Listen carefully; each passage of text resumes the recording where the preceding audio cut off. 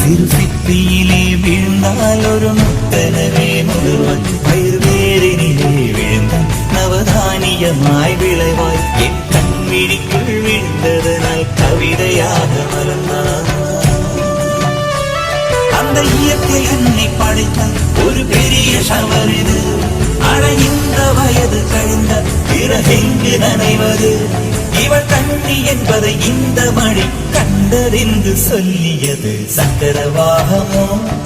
மழையை அருந்துமா நான் சக்கரவாக பறவையாவேனோ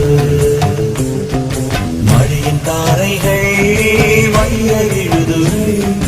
விழுது பிடித்த பின்னில் சேர்வேனோ